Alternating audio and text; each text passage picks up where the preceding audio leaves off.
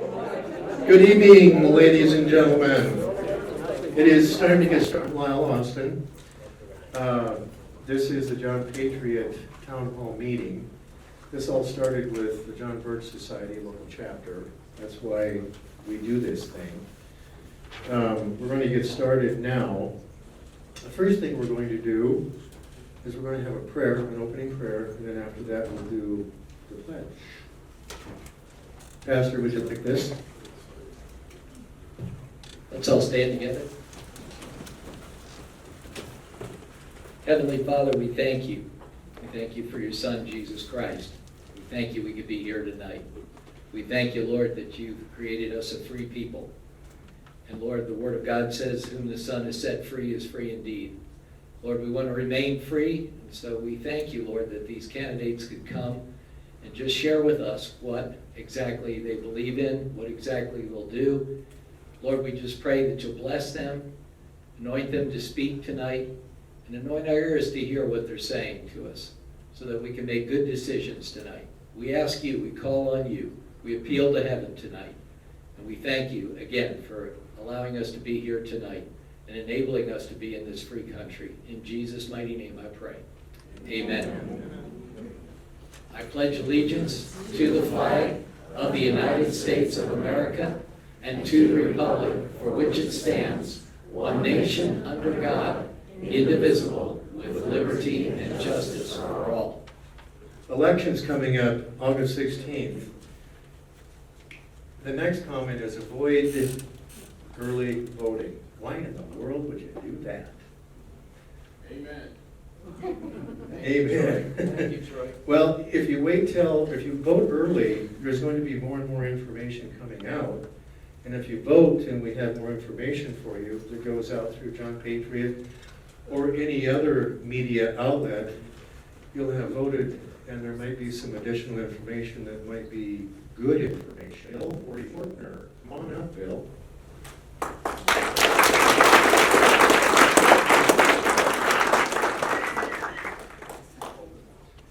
And you get an extravagant 15 minutes, 10 minutes to talk, and 5 minutes for questions. I can say it all in about 5 minutes.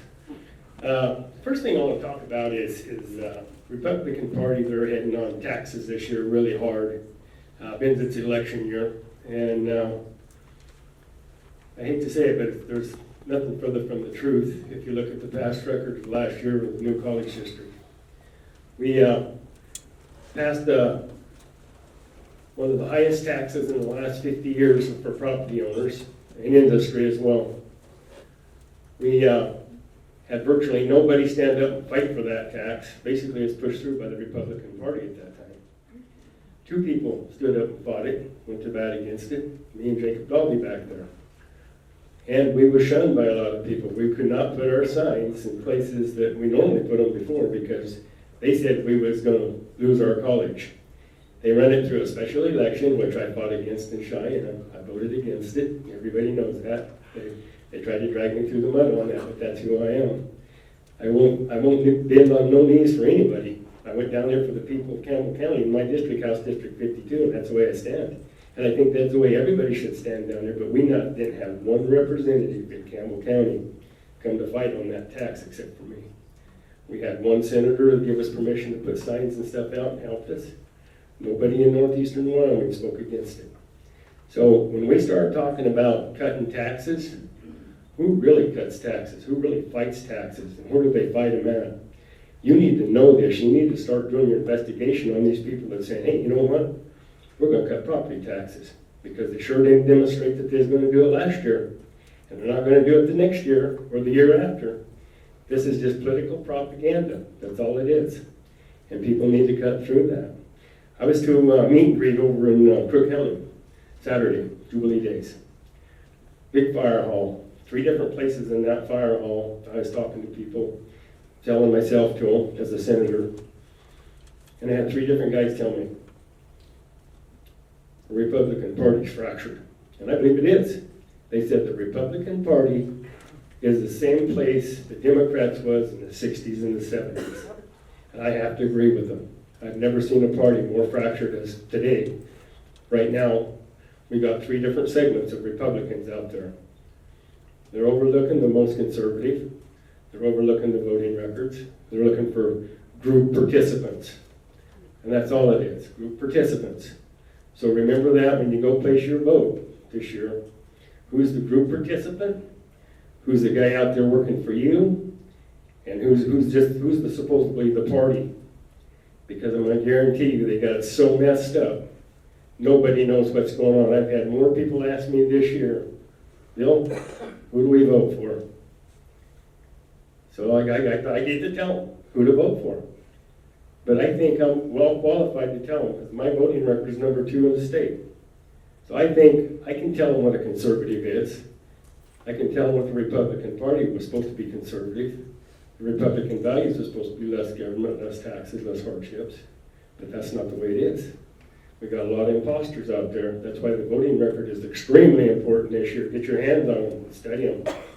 And if you have a doubt that, well, this voting record's not right, they're not telling the truth, if somebody's lying, they bent the rules a little bit, they got somebody in that was part of the liberals, and they helped establish these records, then go to the vote on the floor. Go to the wildedge.gov 2021, wildedge.gov 2022, go all the way down to 2011, and check these guys out. There's no reason for anybody to cast a bad vote saying, well, I just didn't know, because all the evidence is there.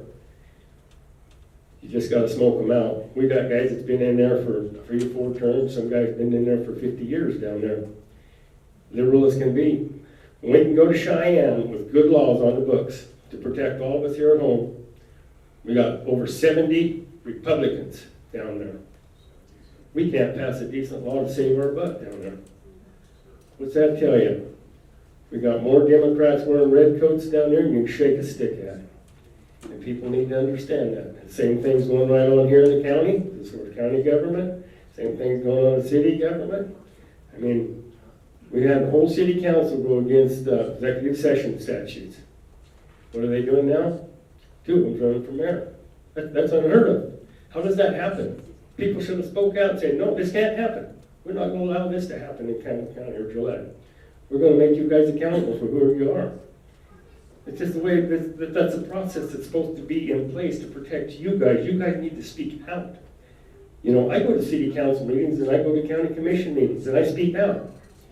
And I don't think they've labeled me as a wacko yet, but, you know, if you're serving the people, that's what we are, we're servants. Any of you guys that's running for office that get elected, you're servant number 1. You're not a king, you're not a queen, you don't have more power than anybody else out there. A lot of them think they do, but that's not the fact. The fact is you're a servant. The higher up you go, whether you're a House representative, senator, the more responsibility you got as being a servant. That's all it is, because we don't get paid squat. I'll guarantee you that. I can show you all my receipts and how much money I made last year. We don't get paid minimum wage down there. And we didn't do it for that, because our founding fathers said we should be able to sacrifice our time and money to serve the people. So I believe that's just exactly what I'm doing down there, and I know my roommate Troy McEwen, that's what he does down there, and a lot of other guys do down there, but there's a lot of guys going down there helping themselves. Going down there lining their pockets and making sweetheart deals so they can come back and benefit off of under the table or backroom deals. It happens down there, you know. I'm going to tell you right now, Wyoming has got one of the biggest swamps per capita in the nation. And if you don't believe that, you go down here and you find out why House Bill 27 never passed this year, visitation rights for the elderly. We're trying to keep the elderly from dying alone, and we get a senator down there that puts that bill at the bottom of the pile, kills it. And now he wants to be president of the Senate this time around. If he can get elected again, he said he can have more power. Who needs more power that's got a mindset like that? He wants to watch people die alone. I think it's terrible. And I think that guy needs to not be elected. And I think everything needs to be done to expose this guy, you know. And you can call it dirty politics, you can call it anything you want. But and I ran on truthful, honest, and transparent. That's 3 things that you do not find in Cheyenne. That's what I ran on, and that's what I do. I bring stuff out to the front that people don't want to talk about, Or they just soon just brush it under the rug, the pot, get in a pile, get it back out of Wyoming or out of Campbell County. Those are the things that I talk about down there. Personal property tax depreciation, right after oil went negative 37, 38 bucks. Oh, you know what? We can't do that, we can't afford it. But over on this side, we can pass 15 fees to prop up government, the worst downturn in the last 50, 60, 70 years since the Great Depression. We can do that. Hell, that's okay. You know, let's everybody get bored and they're supposed to, but we won't call it a tax, we just call it a fee. We'll rename a tax to a fee. It makes it okay. That's what we're going to do down there. You know, I ran a school choice bill because our education is 3 times higher than what a private school sector is. If you send your kid into private school sector, you can get it done as much as a third cheaper than what we're doing at the state level with our government through the public school system. Those are the things that we got to look at cutting, because with this inflation and everything out of control and the value of the dollar going down, declining every day, we got to find ways to save money. We got to cut. And government, we got the second biggest government in the nation in Wyoming per capita. Now that's pretty hard to believe, but we do, that's a fact. And we spend the most money for that government in the nation per capita.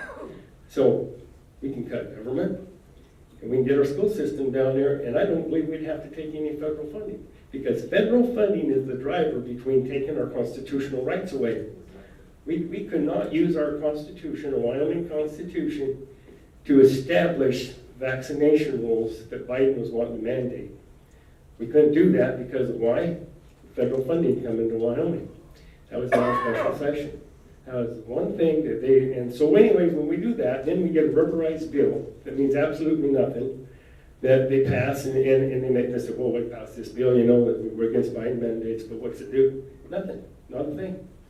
It's a hollow bill, and they got a lot of them down there. We passed 3 bills on abortion, 1 trigger bill. I want to ask you, why are they still building abortion clinics in Wyoming, if that's the case? But anyways, there's a lot to be fixed in Cheyenne. My name's Bill Fortner. I want to go back and I want to work on some of the stuff that I started down there. I want to cut taxes, I want to cut government. I want to have fiscal responsibility, balanced budget. I don't believe we ought to have any reserve accounts in place, because when we start creating accounts for government, that's taking money out of your pocket that you should have never been taxed for. And I believe you can spend your money better than the government ever thought they could. Anyways, please elect me, Bill Fortner, Senate District Number 1. Thank you.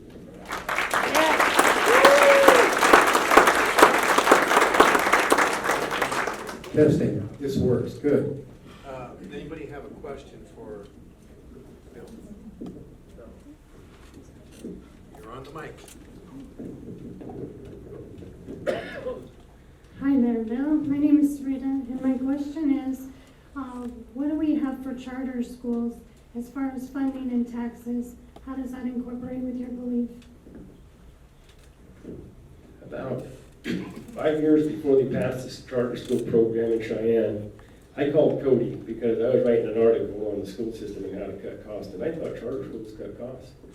And the senator of District 1, he'll say, well, they run a charter school at 80% versus what they run public school. Public school, I believe, is between 18 and 21,000. Nobody really wants to publish those numbers, but well, they do publish one without the school construction cost, but if you figure in the school construction cost, it's about 21,000 bucks.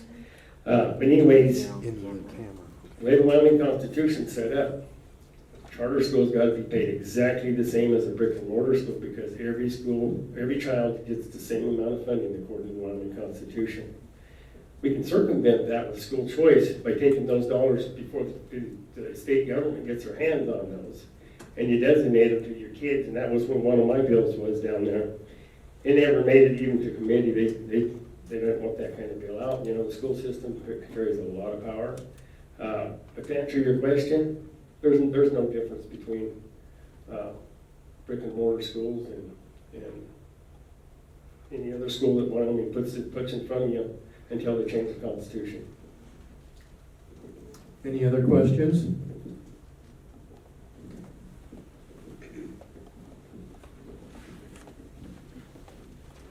I'll just bring the mic to you. You just asking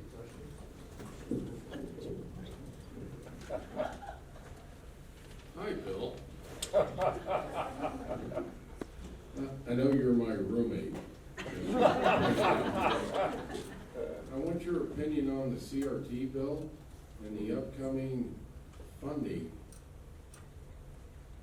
federal funding for school lunches? Thank you.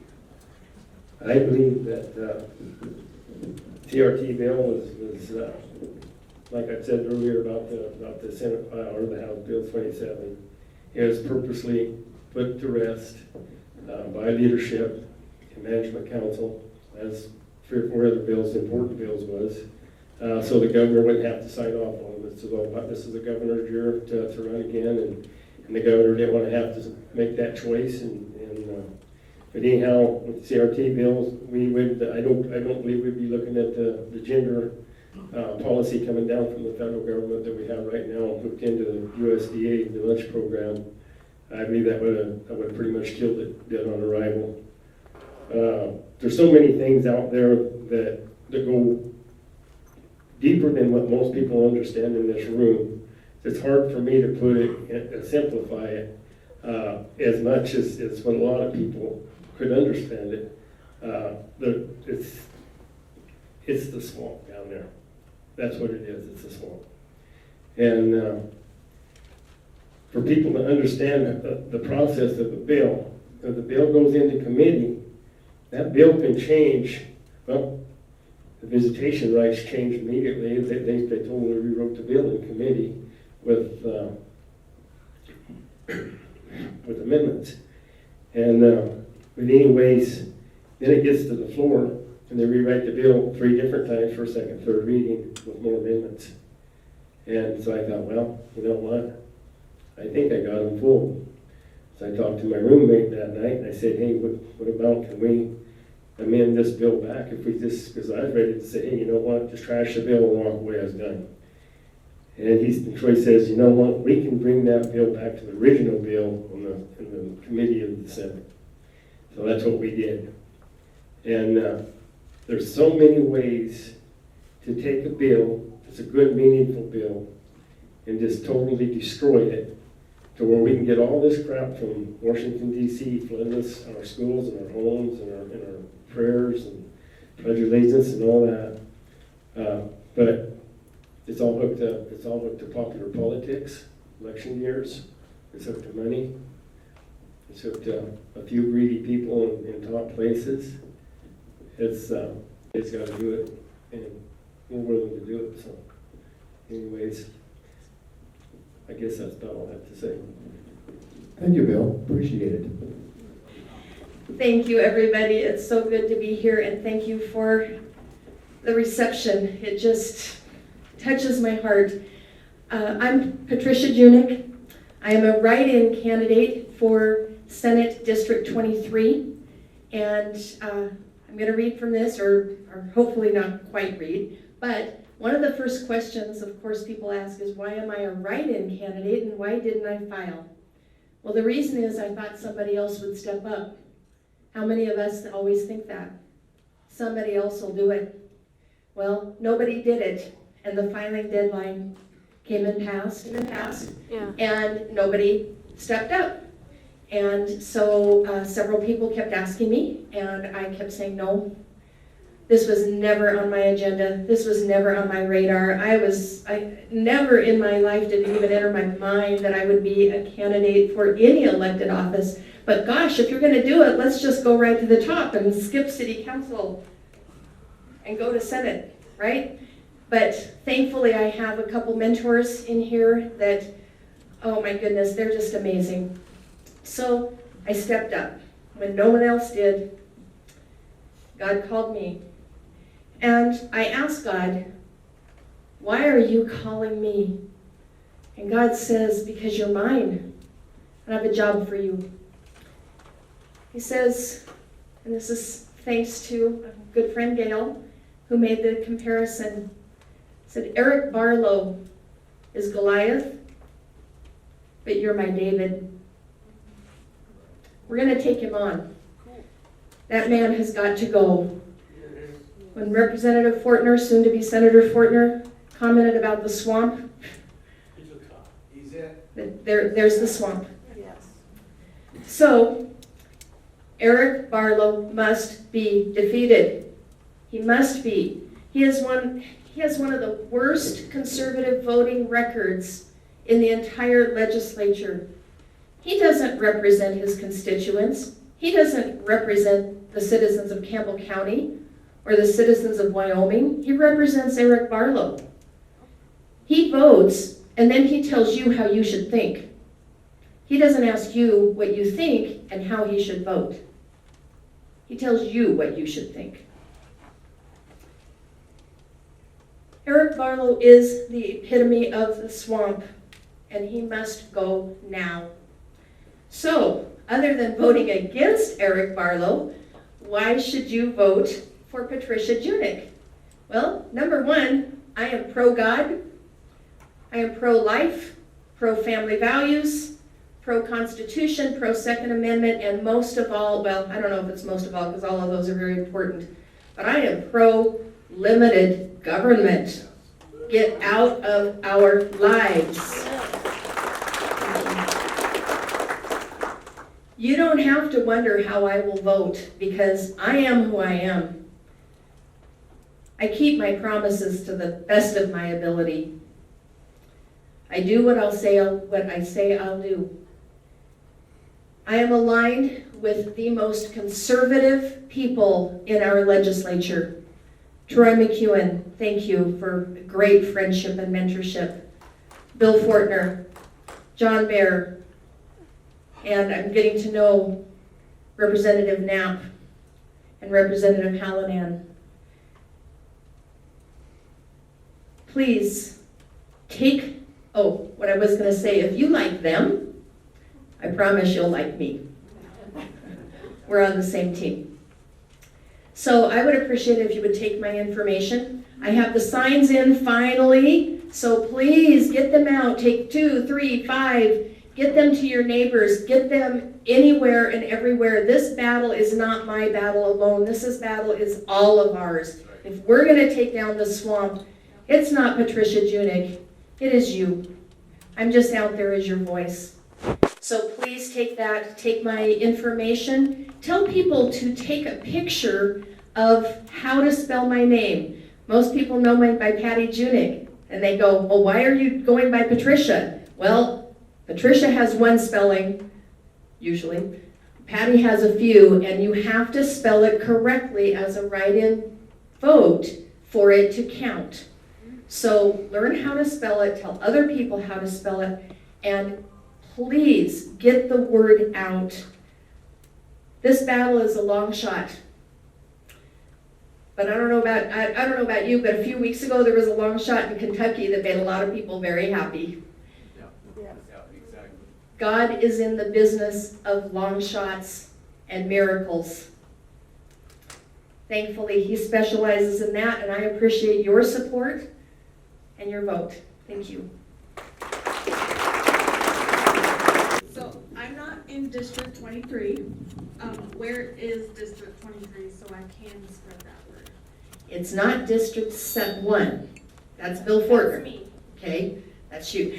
But District 23, for the best I can describe it, is most of south of I-90, east. There, it's gone. It's where you're standing. That's Oh, okay. so you might have to move a little bit. A little bit, it's east of Butler Spaith and north of I-90, kind of going over there into District 1, and then it is west of the city to the county line, to Johnson County, and down to Converse County lines. So it's big. The easiest way is call and ask, and we'll try to help you figure that out.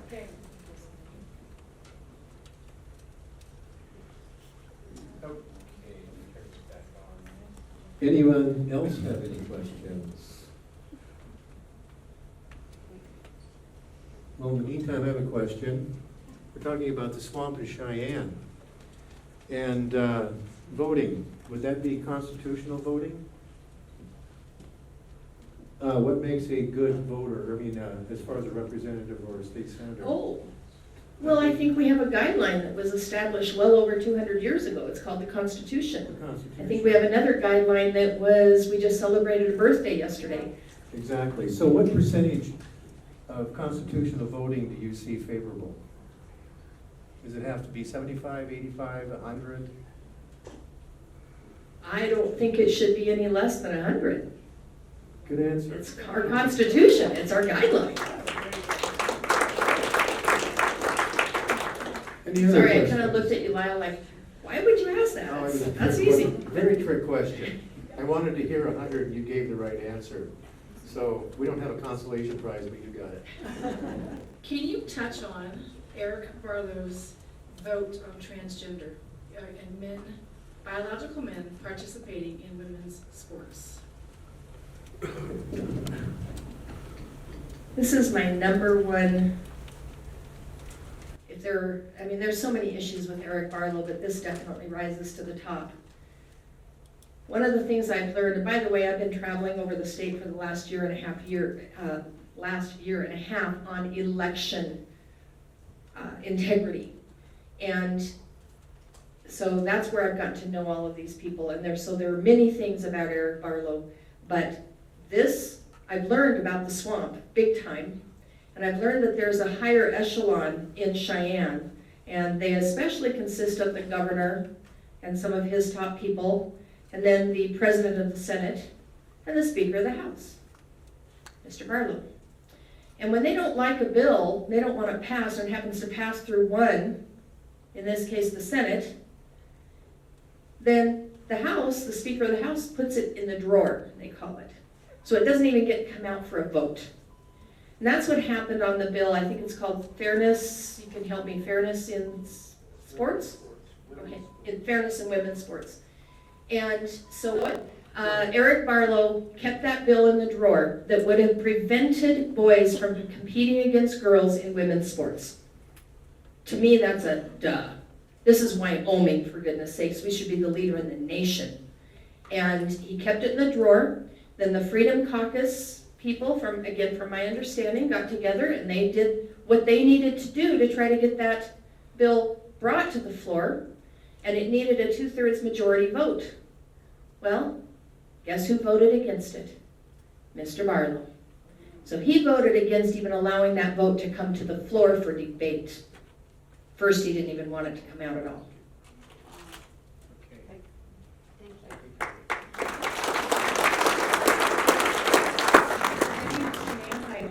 And I'm running for sheriff this year. I have lived most of my life in Campbell County. I moved here when I was in the 2nd grade with my family. I graduated from Campbell County High School in 1992. And I'm running for sheriff because I care about our community, our children, and men and women who work at the sheriff's office.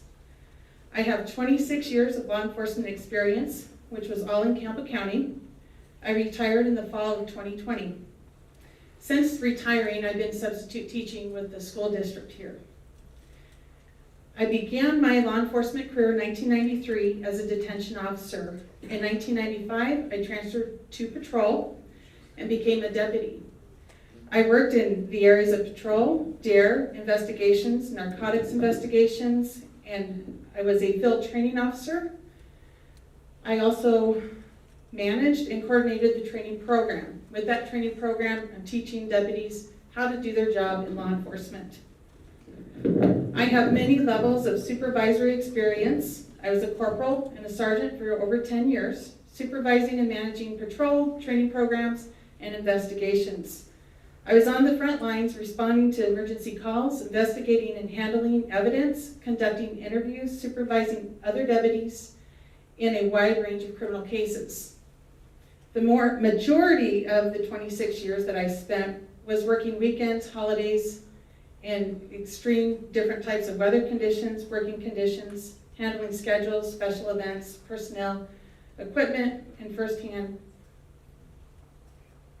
I worked alongside amongst many citizens, deputies, and other first responders. I have not spent majority of my career in a climate-controlled office. My goals and priorities I have set, if elected as your sheriff, will be public safety, strengthen the leadership for the future of the sheriff's office, hold people accountable, and be more transparent, I want to strengthen relationships within the community and law enforcement by reestablishing rural patrol, budget allowing a citizens police academy, and having educational biannual meetings for the public in areas ranging from drugs, current crime trends, for example, frauds and scams, along with crime prevention. These areas are extremely important in showing transparency in this defund the police era. If elected, I will have an open door policy where anyone could come into my office and speak with me about issues or make suggestions to better serve our community. School safety and other agency relationships will be a top priority. Recently, I have learned that other local law enforcement agencies such as the Gillette Police Department, the Fire Department, and EMS have jointly been training for the past 5 years. Janaea, Yes. you've got 2 minutes to ask Okay. questions. All right, I was thinking I had 5 minutes for intro. Was it? Right. I'm sorry, I was looking at the. keep going. I wasn't sure where Ed had started the timer. All right. So the sheriff's office has declined for 5 years to jointly train with the community on stuff such as an active shooter. If I'm elected, I will make sure we join these trainings. That way we're all on the same page when it gets really ugly, and we might have a better outcome if we know what we're doing. I believe in term limits. I plan on only serving 2 terms. I believe in very few exceptions, the longer someone is in elected office, they lose touch with reality of the people they represent, the working conditions, and the mental fortitude it takes. I'm a strong supporter of the United States Constitution, First and Second Amendments. I believe in the right of law-abiding citizens' rights to bear arms and ammunitions. I will stand up for law-abiding citizens' rights in those areas, as well as all the other areas of the Constitution. I believe in God, and I know we are blessed to live in a free country. I believe in Campbell County, and I want to continue to serve our great citizens. I will be an employee and a citizen sheriff. Thank you. Now we're going to ask for questions, and I've got 2 here. I'll let you go first. Since law enforcement's inception in the early 1900s, separation of authority. It used to be the police department for traffic, and the sheriff's department was for all investigative and detective and basically law enforcement. How is that now? I know you cross-train, but how is that now in Campbell County? Is the sheriff's department, who's the top dog? I should say, what is the level of hierarchy? Okay, the sheriff is the highest law enforcement ranking officer in the county. The jail is one of their top priorities, as well as public safety. We do have the Gillette Police Department that has the city limits in that area. However, with the county and the sheriff's office, they do have jurisdiction throughout the county.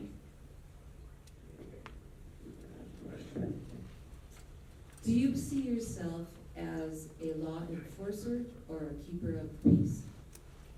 I believe those go hand in hand.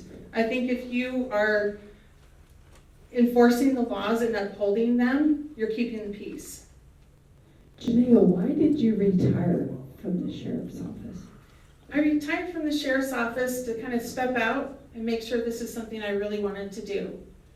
I had 26 years in various levels of the sheriff's office, and I believe we needed to strengthen our relationships with the community and build leadership within the sheriff's office for their future.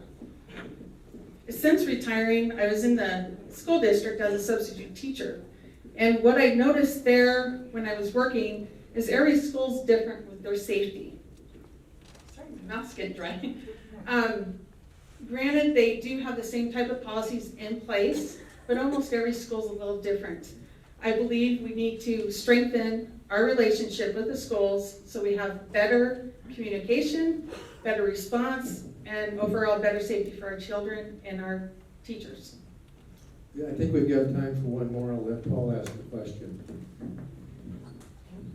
Okay, you have a decision to make with your department, and with politics aside and corruption, if there's a person that's qualified for the head of drug enforcement, public safety, will you put that person in that position, no matter seniority?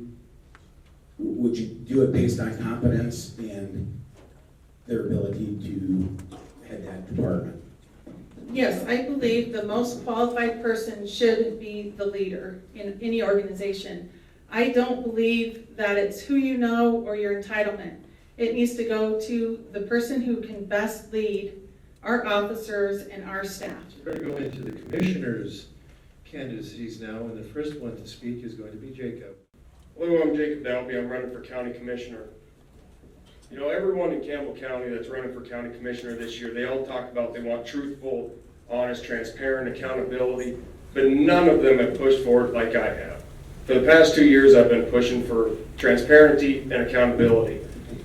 And now we see how that works out. As soon as you get a public records request, they're fine with that until you start exposing the corruption within the commissioner's office, and then they want to start adding charges to you. Now they're going to charge you $25 an hour to find out how much corruption there is in the commissioner's office. Well, I'm going to tell you right now, here's a bunch of records where the wives of commissioners are going on trips. The county commissioners are not supposed to use county money to pay for that. Why are we buying Rusty Bell booze?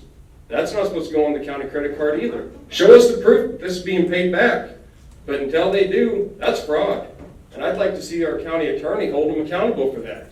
I'd like to see every one of them charged with fraud. And the fact that none of the supposed conservatives that are running have brought this up, what's going on with that? Nobody wants to answer to that. We've got a conservative in the commissioner's office that knows about this. Nothing's being done about it. It takes somebody that's willing to speak out, be scrutinized about it, to get the proof out to you guys. And I will be that person that'll do that. I've never backed down. I fought against the COVID mandates by the unconstitutional governor that we have, and I'm the only person that did that. I also fought the largest tax burden to be put on you guys in Campbell County in the past couple of decades. Nobody else was doing that. They all talk about how they want to cut taxes. Where were they at when that tax passed? Where were they at when they should have stood up for your personal liberties? They all were just sitting back. They were fine with it. So we got to remember who has constantly fought for your personal liberties and fought to keep government at a minimum when we go to the polls this year.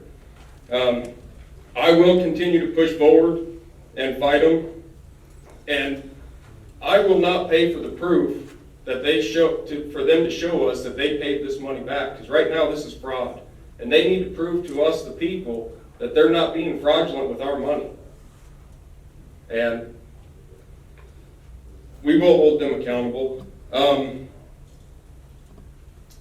the only person that's running for county commissioner that's been endorsed by 3 of the most conservative state legislators in Wyoming. And that would be Representative Bill Fortner, Representative Chuck Gray, and Senator Troy McEwen. And the reason I've got that is because I am the most conservative person running for county commissioner. And I will not stop fighting. When I make a promise to somebody, I'm going to keep my word. If you have any questions, I'd like to answer those. Jacob, this is for you and I think Janiyah. We have a former senator in District 24 that stole an election sign, which is I believe, a federal crime. Nothing has been done with the city or the county attorneys, sheriff's department, or police department. Once you become elected as the commissioner, will you bring that situation, issue to light?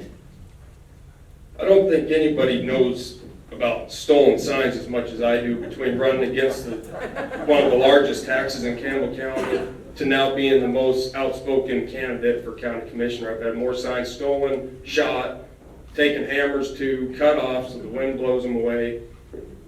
I can't stand it. And if a state senator is the one pulling it down, and I have heard of a video of the guy doing it, I think he should be charged.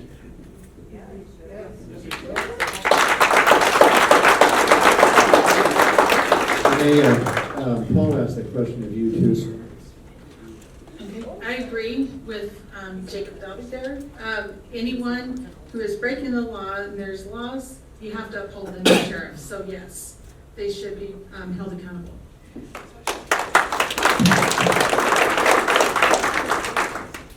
What would it take to get something on social media to fight these people outright, take the chance, accuse them, let them defend themselves? Well, if we've got the videos, it needs to be put out there, and they should be taken to the sheriff's department just so that they could be ticketed and charged. But I will say, I will not quit fighting for the people, elected or not. I'm going to fight for your rights. I'm going to fight taxes, and I'm going to fight the corruption within the county commissioner's office. I will not back down, and I have been scrutinized. And as a matter of fact, the commissioners put my name right there in the public or into the newspaper. All that did was boost my campaign, really. I mean, it gave me a lot of people called me telling me that they saw my name in there, saw the commissioners are against me, said they wanted me in there for that reason. But I would like to get back to that. They said only I put that public records request in there. It was not just me, it was 10 people. And if they're complaining about the amount of money that we paid for that paper and ink and their wages that we're paying for, well, let's just get this information out to everyone so that everyone in Campbell County can see it. So that $4,400 is split up to about a penny a person. Because everybody deserves to see this anyways. It should be on the county website. And I've told them that, but they do not want it on there because there's so much corruption in this. Hold your commissioners accountable, go to the meetings, make them prove we're not paying for their wives' vacations and Rusty Bell's booze. Let's vote him out, vote Abby Angelos for House District 3. And I'm the principal conservative running for governor of the greatest state, the greatest nation in the history of the world. I will tell you my platform is pretty simple. But first about me, I'm a Wyoming native. I was born in Laramie. I was a graduate of the University of Wyoming Engineering College, and then I was commissioned into the Marine Corps, where I spent 28 and a half years as a Marine, retired as a colonel. I was an aviator and a combat veteran. What I'm not a politician, and I'm not from aristocracy, but I did make a career successfully leading people to achieve desired results, well ahead of schedule and under budget, which is something we need right now. I've been responsible for hundreds of millions of dollars of assets, along with the lives of our young service members. Been in command of quite a few things overseas, and I will tell you that my journeys overseas, you see the world through a different lens. You see it through a lens other than that of tourism, and you realize just how good we have it here. I mean, you witness the instinct of tyranny, and it's horrific. I've seen work with those folks who've never known freedom and who never will. And then I look at how fragile our constitutional republic is when left in the hands of globalists, which is exactly who's running it now, and this whole globalist movement that's trying to overtake our country. And that's where I differ very much. I mean, I believe this is not necessarily a fight of Republican and Democrat, and I don't think it has been for quite a while. I think it's a fight of globalism versus Americanism. I do believe that globalism is very secular, and I do believe that Americanism is all based on Judeo-Christian principles, and I myself am a Christian. But everybody sitting in that room right there, we are America, we are Wyoming. So the only way globalism wins is if we believe we're defeated. Okay, I firmly believe in American exceptionalism, the American spirit, the American dream, and I believe we can keep it alive just like we always have. But I do think that now it's incumbent upon all of us to fight for it. I believe that this upcoming election is extremely important. The two primary reasons that I'm running, one is to protect our freedom, because I believe that's government's number one job, is to protect the freedom of the citizenry. And number two is to say no to the federal overreach. And what I've seen, particularly in our state, is the continual succumbing to that sort of pressure. And folks, I will say no. I'll work with the federal government as long as it doesn't encroach upon our personal freedoms or the sovereignty of the state.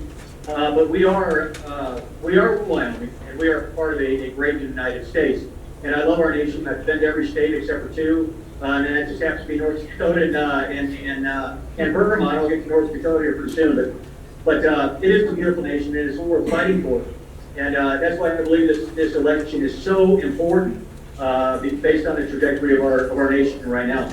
I will tell you some of the first things I'll address right up front, right away, are property taxes. You know, when you conflate the lingering effects of COVID, which was a serious blow to our civil rights, even here in Wyoming, there was no reason at all to shut this state down, and I will never shut this state down. You couple that with inflation, with high fuel prices, and then with these uncapped property taxes, it's untenable for many around our state. And we, as you guys know, I mean, this is a blue-collar state. That's what makes it so great. But we need to go to acquisition value right away on property taxes. And I think there's an appetite for that right now. What disappoints me is how little action is coming out of Cheyenne right now. And I'm particularly talking about the governor's response to this. We need to take action now to set that acquisition value. Second is that you know, as the chief law enforcement officer, federal anti-discrimination laws, and what that means is that any curricula in our schools, specifically CRT or any derivative thereof, that pits our children against each other because of race, has absolutely no place in Wyoming, and that is simply enforcing the laws that are already on the books. And whether it's, you know, I want to unleash our Attorney General and or our legislature to pursue those states or any other entity that's preventing us from exporting our products, specifically minerals, coal in this case, to those overseas markets. They have no business keeping us from doing that under the Commerce Clause, and that is something that I want to address right away. So those are a few of the things that you know, I want to hit right up front. I do believe that when it comes down to transparency, I will tell you that Chuck and I are totally on board, or I'm completely on board with the way Chuck wants to go with voter integrity. I do believe that restoring the trust of the citizenry is absolutely paramount, because I believe that the citizenry does have, if we can restore at least some level of trust from the citizenry, then there's no bounds on where Wyoming can go. And Wyoming should be leading this nation, particularly in freedom. And also audit authorities. Those authorities need to be put under their rightful place, and you know, I want to take a look at actually what needs to happen there, because I know we're all taxpayers, and I want to know where all this money's going. We have to have far more transparency in our budget process, and all the way across the board. So, in election integrity, the budget process, etc., needs to be changed. And folks, also, and this is an ongoing thing, just because it's very globalistic, the Biden 30-30, which I'm sure you're very familiar with. But you know, where the Biden administration wants to own 30% of America's land and water by 2030, with the goal of 50% by 2050. Folks, there's nothing good about this, and I will push back on every bit of that. But that's why we can't look at all these little issues individually, particularly when it comes down to the encroachment of the federal government, that we have to fight them all together. We have to put them all in a box, and then we realize from that we see this is a full frontal assault against the middle class. So you are, you know, you're looking at somebody who will say no to federal overreach. Again, I will work with the federal government as long as it doesn't encroach upon our personal freedoms or the sovereignty of our state, just simply because I love this nation. But outside of that, that's where I say no. And that's where we have to be far more disciplined fiscally, because we know that this federal administration, the Biden administration, is very much attacking Wyoming along with every other state. And but it's up to us. It's up to us at every level, from the precinct school board all the way up. You know, we have to vote, and we have to get those principled conservatives elected. Okay, we have to do it this year. We have to, and that's all the way across the board, because that is the foundation for our nation. So. Anyway, folks, that's you know, my end state. I will just tell you this before I close here and open up to questions. Is, you know, my overall goal is to make Wyoming the freest state in the nation. We have no business being down here number 26. We should lead this nation. And if we don't quite get there because I don't legalize pot, or I don't sign a bill to legalize pot, then that's okay, because I have no intention of doing something like that. Because I've seen what it's done to our workforce, and it always gets into the hands of children, and that is our most precious asset. So, anyway, folks, I'm all ears. You know, if you have ideas, if you have questions, I'm ready. Hi, Mr. Meehan. Thank you for doing this. And I just read that China bought 300 acres of land right outside of Grand Forks, or the air base not far from Grand Forks. I used to live up there. And then I also know from previous news articles that they bought 1,500 acres south of Fort Hood, one of the largest military installations in the United States. Do they have any in Wyoming? And is there anything that you as a governor could do to interfere with that? Thanks. Boy, that's a great question, and I think that I've been a student of the Pacific for well over 2 decades, and I've watched the rise of China, and so much of this stems the way at the national level we view China. Okay, under Obama, China was considered a competitor. Under Trump, China was considered an adversary, and now again they're a competitor. And I don't even know if that's what this administration is at all. I think it's more of a friend than anything. If you look at Xi, the president of China, he's a self-proclaimed lifelong president of China. We know that Xi runs the Federal Reserve, and the Federal Reserve runs the White House, and that's just the way it is, unfortunately. And that. Now, I do look at China as very much as an adversary, and I will do whatever I can legally do as the governor to interfere with any of those things. But I think it's very important, that we all, everybody in this room, understand what China is really trying to do. And the left is doing their bidding for them. I had to cut you off. Secular globalist push. So it's one of those things we really got to take a look at. And I will be very, I'll take a look at anything that comes from China when it comes down to that. It seems like in Campbell County we have a lot of coal that we're trying to ship overseas, and we have problems up in Oregon or Seattle or whatever. Can't get that. We need ports. What's your thought on that? Should we do that? Should the governor be involved in that? Where should we go? Well, I think absolutely. I do not have a personal relationship with Jay Inslee of Washington like the incumbent has, nor do I have one with Kate Brown of Oregon like the incumbent has.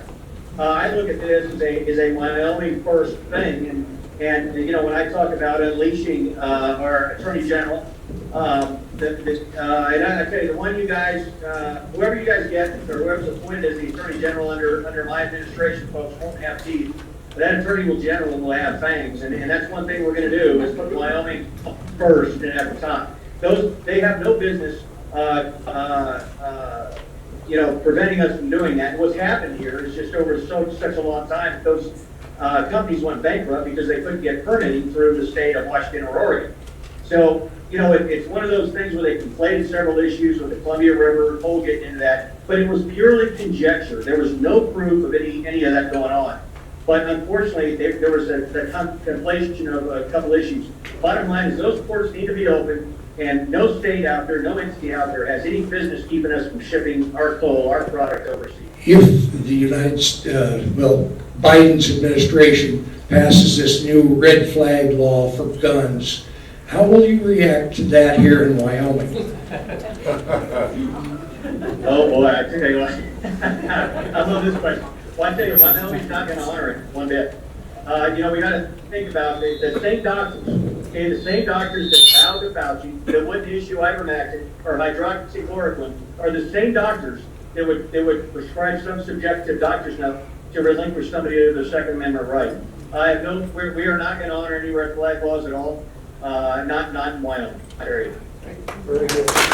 Years ago, my wife Holly and I supported a candidate for governor by the name of Taylor Haynes, and he was big on nullification when the federal government in dealing with government overreach. What do you think of his ideas?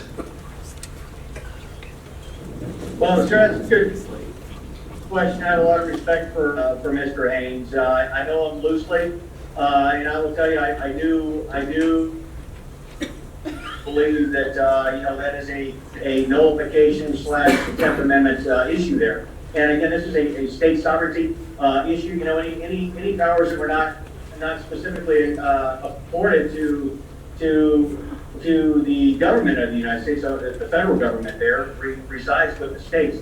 And what I've seen is these states have to remember that it was the states that created the federal government, not the other way around. And regrettably now, we only have just a handful of strong governors around the nation. And what I'm hoping is that we get more strong governors to stand up and coalesce and take a stand for that type of state sovereignty. And I will do that for Wyoming. Would you share your views on Bill Gates' power plant? I sure will. I think, I do believe that Wyoming should be on the lead of nuclear energy. I think that's where this is going, but not this way. I do believe that the character of partners matter, and I think this whole thing with the Kimmerer Natrium plan is flawed from the get-go, and I think that, they're classified as advanced natrium reactors, which means that we're not getting any tax revenue off of these. For the life of me, I don't know why nothing's being shut down after 2 of the generators there were just converted to gas. But it's and then getting our reactors from China. I mean, we can do all of this in this nation. I mean, nobody does it better than Americans, and I think that's the thing that's been bothering so many people across the state. Is there's a lot of folks across the state that do.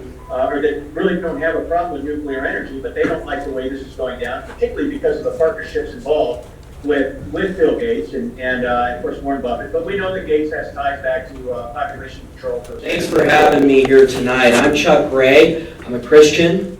I'm a small business person, and I'm a state legislator representing portions of Central and East Casper for 6 years. And I'm running for Secretary of State. When Ed Buchanan dropped out of the race about 40 days ago, I immediately started praying about this race and came to the conclusion that we needed a true conservative in the Secretary of State's office. One of the things that the Secretary of State does is manage elections in Wyoming, oversee elections in Wyoming. And I'm someone that has worked on election integrity from the start of my time in the legislature. I'm not just talking the talk now that there's a vacancy in the Secretary of State's office. When I entered the legislature in 2017, at that time, election integrity wasn't as sexy of an issue. And one of the things that I decided to work on right away was getting a voter ID passed in our state. I thought it was outrageous that we didn't have it. And the coalition of the insiders and the Democrats 3 times in a row stopped it. They said that, oh, we didn't need it, there wasn't a problem. The same things they're saying now. And in 2021, filed it again, and because of you, because of the grassroots, we got voter ID done in Wyoming. The Democrats actually filed a lawsuit. They're trying to get an injunction before the August 16th primary saying that it violates the state constitution. As if, I mean, the founders are rolling in their grave right now, just like they're going to do the same thing on the pro-life trigger bill that should go into effect here. I mean, we're waiting on the governor to do something on it, as the statute says he should as soon as Roe v. Wade is overturned. But anyway, we need a true conservative who's worked on these issues. The other thing I did in 2017, at that time, Meade was governor. He wanted to move us to an automatic mail-in system. And the Secretary of State at the time, Ed Murray, wanted to do the same thing, where everybody on the voter rolls would get a mail-in ballot mailed 45 days before the election, whether or not they had been confirmed as eligible voters or not. And there was a bill that would have done that. And I got up there in 2017, and it had passed on 2 readings in the House, and the governor wanted it, and the thought was that it would sail through the Senate. But I got up there and did what's called a third reading enacting clause amendment, which opens it up for debate one last time, otherwise it goes straight to a vote. And we swung 6 people that day and won by 4 votes. And I think that was a pivotal moment in our state, because if we had an automatic mail-in system, it would have been very difficult to reverse, and I think the implications would have been drastic for our elections. I bring up those things to say that Election integrity is in my blood. It's not just something that, the main opponent in this race, Tara Nethercott, is out there saying that she believes in election integrity, and I'm someone that has done election integrity, not just started talking about it in the year 2022. What do we need to do in the Secretary of State's office, specifically in the election integrity piece? One, we need to ban ballot drop boxes in Wyoming. We're up to, thank you. We are up to 8 counties that have ballot drop boxes in the state. And there's a very clear choice in this race. I mean, one of the candidates, Dan Dockstetter, dropped out. The insiders are scared mightily by our campaign and its momentum, so they're trying to do anything to try to consolidate the insider vote. He dropped out last week. And there's a very clear choice between Tara Nethercott and I. I mean, we talk about runoffs a lot. Well, we have a runoff basically in this race. We've got a true left-wing record, and then my record, which is true conservative record, both of which are in the state legislature. We've both been there since 2017. And Tara Nethercott has said that she's fine with ballot drop boxes. It's on the Cowboy State Daily, that she's fine with them. I'm going to ban them day one. And you look at I just got an email about this, actually, from Greg. You look at this, the uniformity statutes in our statute book. This can be done via rule, and frankly, it should have been done via rule because the statutes demand uniformity in our elections, and the fact that we have some counties that are doing the ballot drop boxes and some that aren't is an ununiform election. The other thing we need to do is have all paper ballots, and Laramie County has moved off paper ballots, which is very disturbing. They have a touchscreen system. Some of these voting centers in some counties are touchscreens, and we need to have all paper ballots. Right. Yep. Thank you. And one of the reasons why we need that is because you have to have that paper ballot record to have a hand audit. And that's another central piece of our campaign is the Park County Republican Men's Group has a procedure in place that they went to the county commissioners and said that we want to do a hand audit that evening. We're not going to go home. We're going to get it done. No shenanigans. We're going to get it done in one evening to confirm the machine count. And we have enough patriots, and I know that everybody in this room would be willing to participate in that we can get a hand audit done overnight on the night of the election to confirm the machine count and maintain that confidence in our elections. And that's ultimately, that confidence is pivotal. And a pivotal part of why I'm running for Secretary of State, and I don't think we have enough confidence in our elections because of these reforms in a negative direction that have happened over the years. The other thing we need to do is ban Zuck bucks. Zuckerberg, and we've been doing screenings of 2,000 mules around the state. We're going to be doing one in Cheyenne, in Gillette, and one in Cheyenne this Sunday, and then one in Gillette. We're still finishing up the arrangements with the senior center, but it should be 2 weeks from yesterday. Screening of 2,000 mules, 2 weeks from yesterday on that Sunday, I believe it's the 24th. And the media has been criticizing us about screening 2,000 mules. Meanwhile, I ask them, every time they put in their stories that it's been debunked, have you guys even seen it? And they say, no, we haven't seen it, and yet it's been debunked. I mean, that's their language. But 2,000 mules, the first 3/4 of it, if you haven't seen it, really gets into the drop box issue and why they're dangerous. But the last quarter of it talks about the Zuck bucks and how Zuckerberg and his friends have been injecting hundreds of millions of dollars into our elections and why that's a really problematic thing. And we have a statute that has been written to ban that, and I'm going to get fully behind that as Secretary of State. We need a vigorous Secretary of State who's going to get these things to the finish line.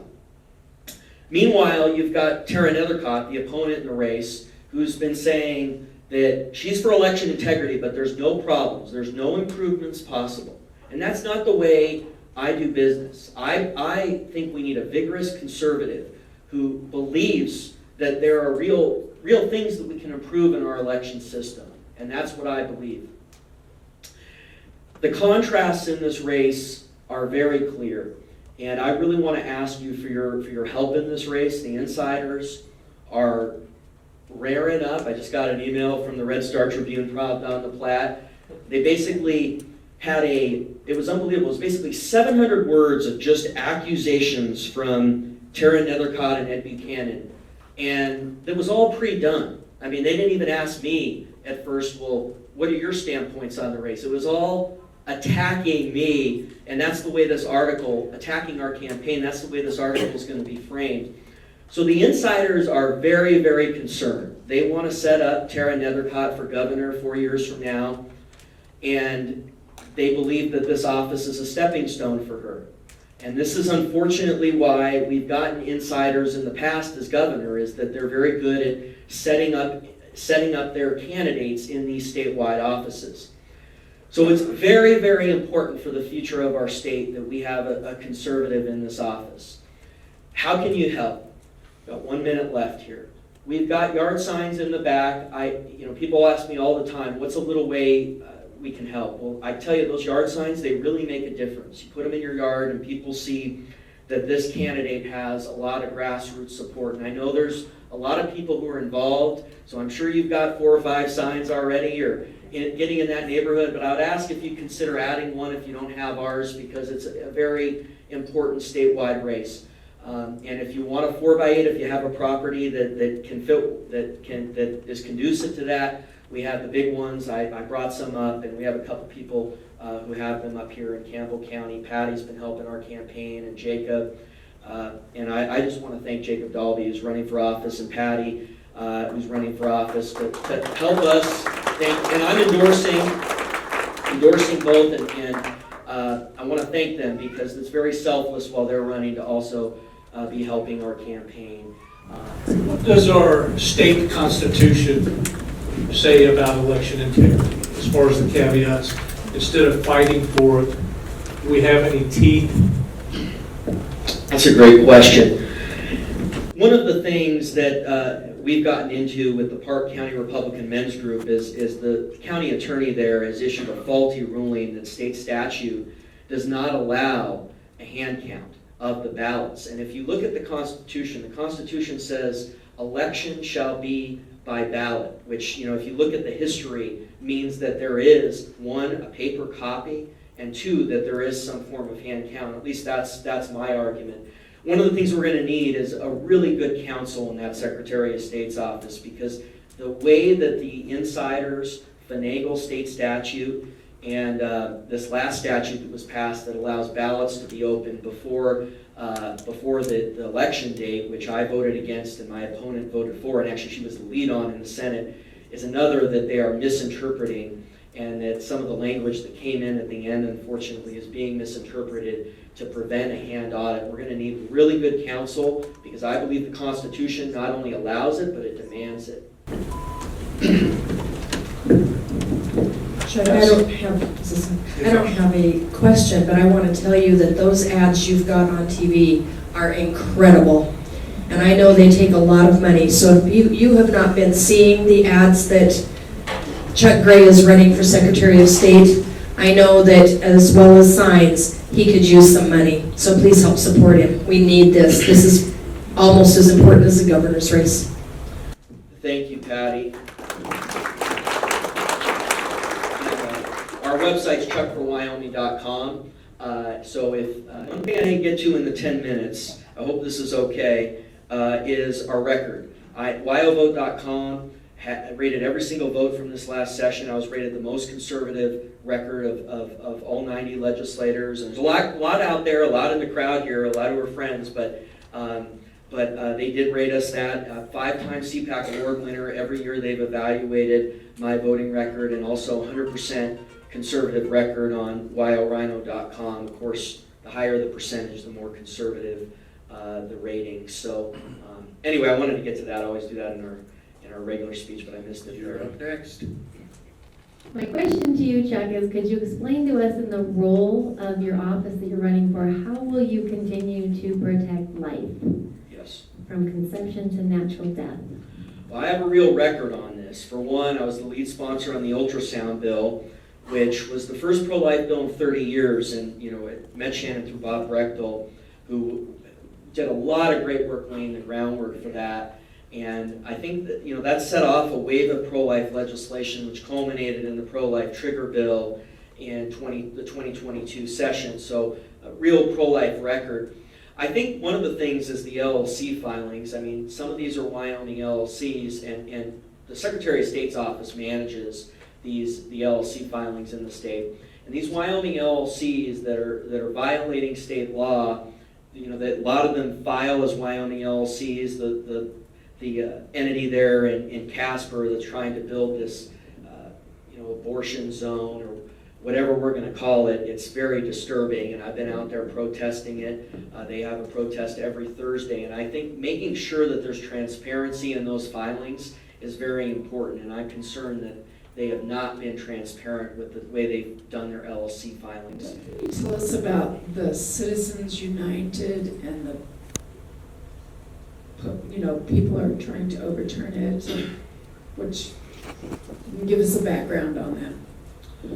Well, I think the Supreme Court has weighed in on what they believe that balance is between disclosure and ultimately being able to participate in elections.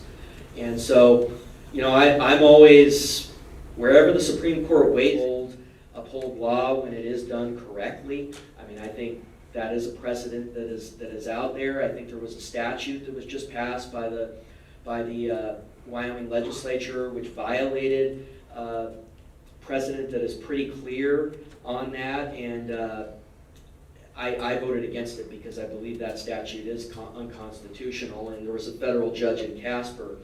Unfortunately, the Secretary of State's office has been trying to use these statutes to go after conservative groups like WIGO, and I think that's very disturbing, and I think the Supreme Court, while oftentimes they get it wrong, they understood that we can't bias political speech, and unfortunately a lot of left-wing entities want to violate a lot of those precedents to go after conservative organizations, and that's not something that I'm okay with, and certainly won't continue in my administration if elected. I'm Kelly McCreary, and I'm running for county commissioner. And I was born and raised in Campbell County, here in Gillette, on a ranch and family south of town. I graduated from high school here. I went to the Army. I spent a tour in Vietnam, come back, ranch handed, then got in the oil field, moved drilling rigs, then got in construction and was a welder, which got me into a coal mine job. I was there 5 years. At the present time, I'm ranching. Me and Nadine have been married 26 years. We've been full-time ranchers for 26 years. We run the place she's on and run my family ranch, or have been, south of town. So I've been in a lot of things to learn how to run things. And one thing that I've learned is that we can always run things a little better. We can make things better if we realize that we can.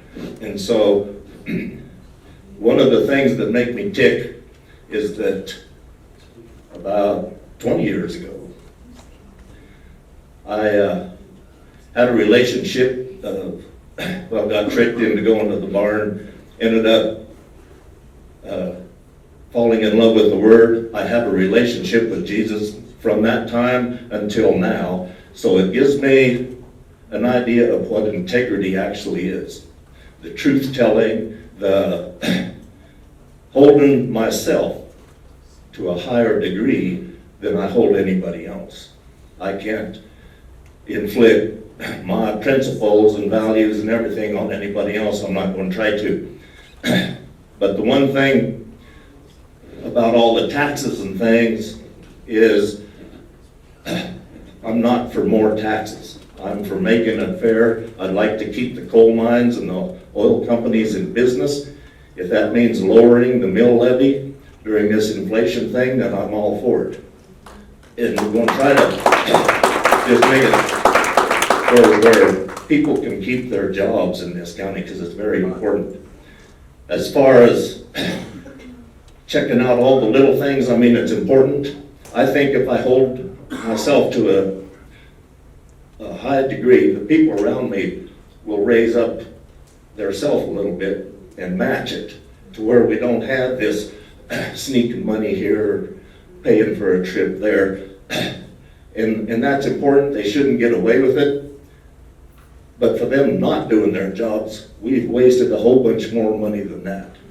And what I can do as a commissioner is I can check how these boards are running, talk to them, actually get out of the house and go see what they're doing, what they need, communicate with them. Because me as a fixer, if they tell me what's wrong, then I can at least start looking at things and checking things out. And I'm not too shy. I'm not afraid of anybody. I've been through a couple of divorces, for crying out loud. So I think I can do a commissioner's job. I know if I get elected, I will do the very best I can. And I thank you for that. As a county commissioner, how would you vote on using the 1% sales tax for nonprofit organizations? There are quite a few nonprofit organizations that are very, very good organizations. That they do things to help transform people's lives. It keeps them from spending more jail time. It's one of the things that I'm in favor of. What the tax was, as I remember, was actually started for, was for improving streets and the things that just have a hard time getting paid for.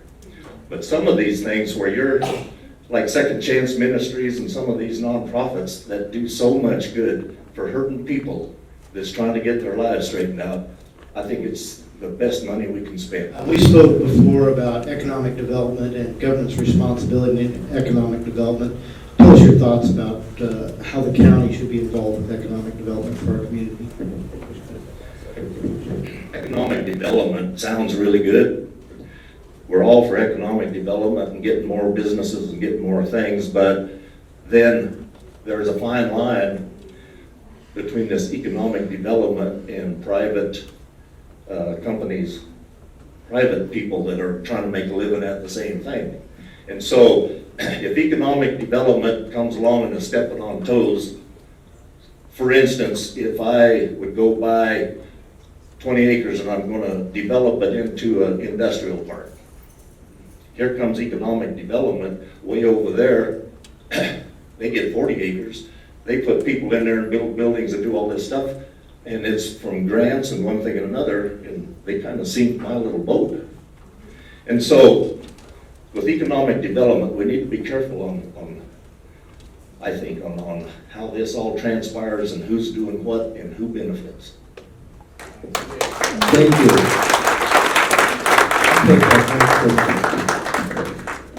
I'm Ben Decker. I'm running for City Council Ward 1. So for City Council, the reason I'm running is I want to see the city government get back to the basics. On a national level, when Trump was in office, we had a great economy. Two of the reasons for that is low regulations and low taxes. The same thing can be true at a local level. If you are providing an environment that is good for businesses and good for the people with low taxes, that's going to result in something better than if you're finding ways to spend all the money on everything you can think of, which I think is what our city government is currently doing. Last year, the city government's budget was $118 million. They adjusted it halfway through the year to $204.9 million. That's $86.9 million extra that comes from you. And they just keep continuing to find new things to spend it on. Basically, any idea that anyone has and they present it, they vote yes, we spend more money. There are a lot of examples of that. I think the college is a good example. That I'm not against the college. I don't think voting no would have shut down the college. I think our relationship with Sheridan was mutually beneficial, and that should have been negotiated before we left. The leaving the way we did resulted in an annual budget for the college of $16 million during the transition while it is still Sheridan College.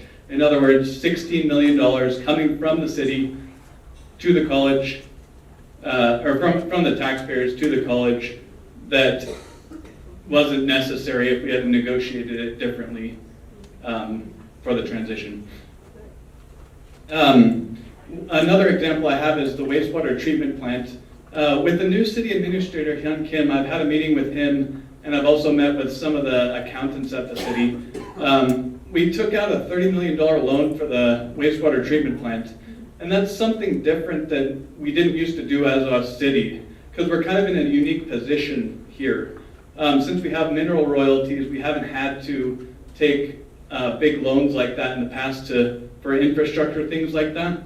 And it seems like we're transitioning to that a lot more now. So what happened was we spent $16 million on the Field of Dreams and then took $30 million loan out for the wastewater treatment plant. And I understand there are different funds and different grants that went to those things, but we should have been finding grants for the wastewater treatment plant instead of using our time and money on the Field of Dreams at that time, because that's a big project that needs to be done. What happens to cities when they start taking on more and more debt is they get to a place where they're just servicing their debt and they can't afford to fix their issues. So you'll have a new wastewater treatment plant with a big loan, and then your sewer starts breaking down, but since all your tax money is going to pay for the debt, you can't fix the problem. So when someone flushes their toilet, it comes up in the basement of someone else's house. And that actually happens in communities, and they don't have money to fix it because they've taken on too much debt and they can't afford to do the things they need to do. So I mentioned that kind of thing to Hyun Kim, and his response was, well, this is the way that other cities do it. So I don't know about you, but I don't want to be like other cities. I don't want to be high taxes, high cost of living. I want to be to where we're focused on what the government is actually supposed to do and doing that well.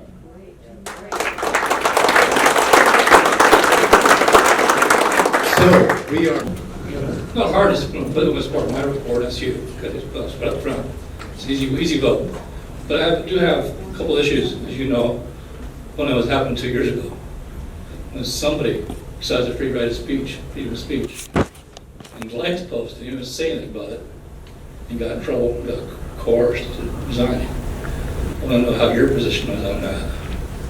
I think we all have freedom of speech. I want to keep the meetings open, transparent. I would say executive sessions only when necessary. We should follow Wyoming open meetings laws, and that has been a problem in the past. Certain people on the currently on the council were complicit with those issues and didn't let anyone know about it when it was happening. So to me, that's a problem. We do have freedom of speech. I don't think you have to earn it like the person you're speaking of says. I mean, it's been fought for. People have died for that. We do have freedom of speech. So. Yeah. But one last thing. I do have one last quick thing. When earlier first meeting when you get elected, I am going to go out before the council and would ask for one thing. I want each ward, I want this to be budgeted, each ward required to have a town hall meeting 4 times a year. And that way you can talk to people who support you that are in your ward, and Ed, when he gets elected, can talk to people in his ward, and Mark, et cetera, et cetera. And you'll be closer to the government, and the government will be closer to you. I think that's a good idea.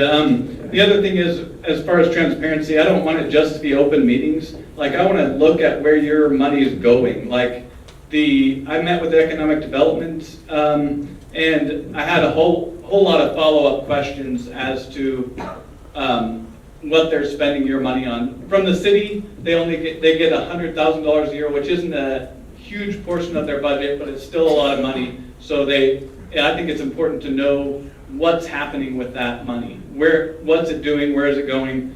What's economic development doing with that $100,000? So anyways, I'm hoping to hear back on their questions, but I don't think they will like the ones I've asked. You don't know me. I'm Harriet Hageman, and I'm running for Congress. I am a Wyoming native. I grew up on a ranch outside of Fort Laramie, Wyoming. I went to Casper College on a livestock judging scholarship, and then I went to the University of Wyoming, where I received both my bachelor's degree and my law degree. I've been practicing law for over 33 years. And right now, I guess you would describe me as a water, natural resources, and a constitutional attorney. I have a lot of family members who still live here in Wyoming, all of my brothers and sisters. I have 12 nieces and nephews, and almost all of them are here in Wyoming. And I have 14 great nieces and nephews, with number 15 and 16 on the way, and almost all of them are in Wyoming. I have a long history here. My great-grandfather came to Wyoming in 1878 on the cattle trail north from Texas, and ended up homesteading near Orange Junction. I grew up, as I said, outside of Fort Laramie. My parents bought the ranch there the year before I was born. When I was born, I was my parents' fifth child, and my oldest sister was 5 years old. They had just bought that ranch. In 1962, they were over $200,000 in debt, and they had $35 in the bank. So you can imagine that we worked awfully hard to make that a success, and it's probably why I've got such a strong regard for agriculture and people who start businesses on their own. I know what it takes to do that. I know that you all are very interested in the constitutional issues, so I'm going to focus on that right now, and then to the extent that there are other questions that you want me to fill that out, I'm happy to explain more. I've really been fortunate enough that most of my legal career, I've had the opportunity to handle civil rights and constitutional cases. I've done a lot of property rights cases here in Wyoming. In fact, I had a really incredible success just a year ago on property rights with the Wyoming Supreme Court protecting private property rights from government overreach. A couple of years ago, I made the decision that I wanted to focus almost exclusively on constitutional issues, and I went to work for a nonprofit law firm out of Washington, D.C. I live here in Cheyenne with my husband.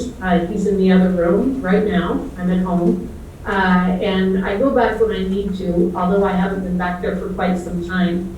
At this point, I'm only practicing law part-time because I am trying to wrap up a couple of cases as I go forward with this campaign, and then hopefully we'll be successful and be in Congress.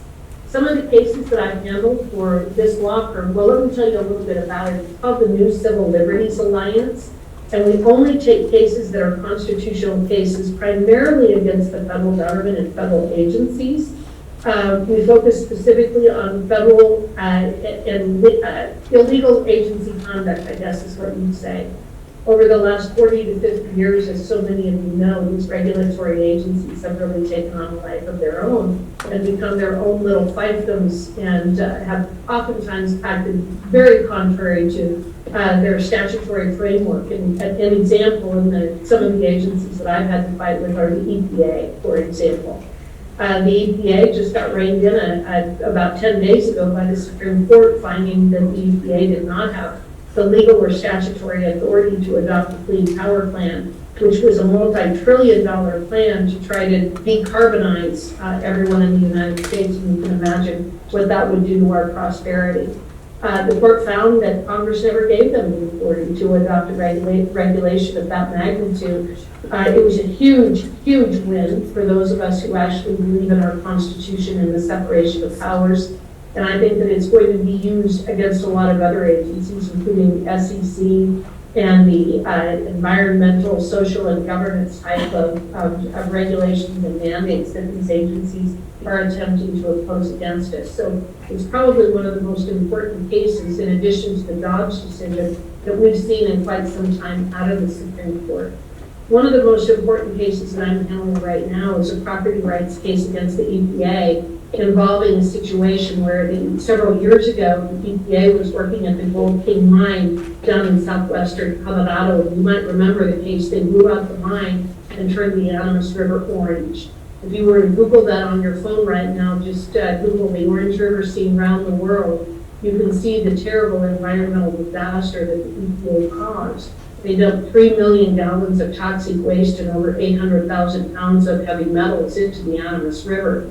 Well, I represent that landowner, and after they created that environmental disaster, they went in and built a multi-million-dollar water treatment facility on his property without his knowledge or permission. And in almost 7 years, they've never paid him a dime in rent. So I brought a Fifth Amendment takings claim in the Court of Federal Claims that I'm pursuing right now, seeking compensation for that unconstitutional takings. Some of the other cases that my law firm has handled is we filed the first lawsuit in the United States challenging vaccine mandates, because we don't believe that the vaccine mandates were legal or constitutional. So we have 3 of those lawsuits pending right now in Michigan and 2 of them in Texas.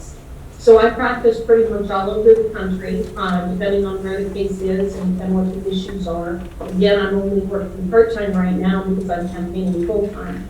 But I felt that it was important to be able to do that because I feel so strongly about returning us to our constitutional foundations. And I wanted to be able to do this kind of work, and there are a lot of people out there who can't afford attorneys.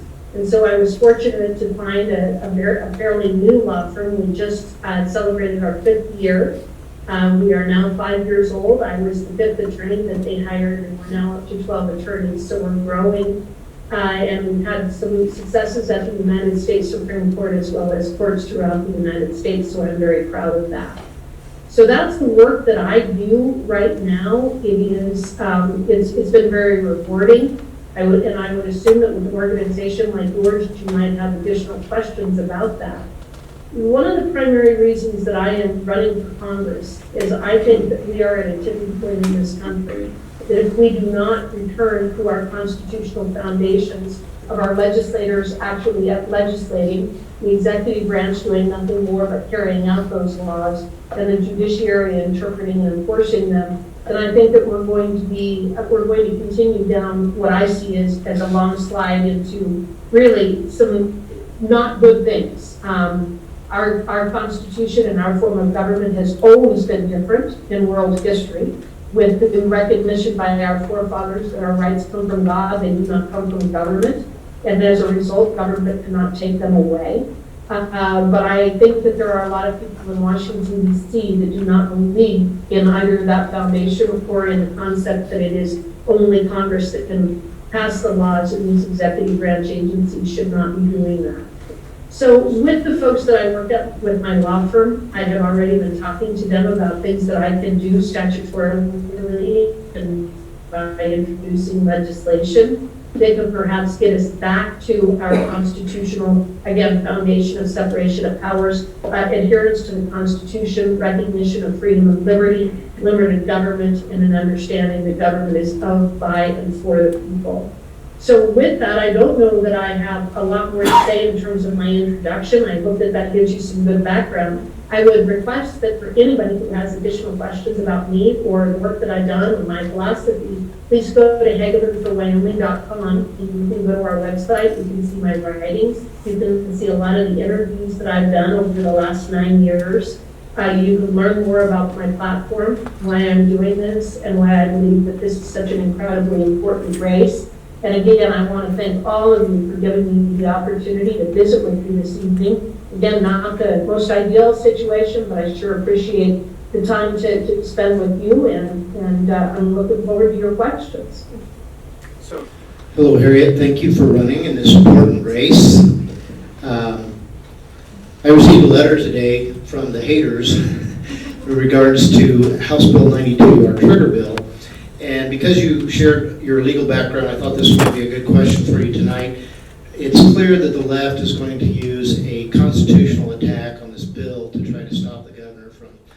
So the left is going to use the Healthcare Freedom Act, Article 1, Section 38 of our Constitution, to try to attack the trigger bill.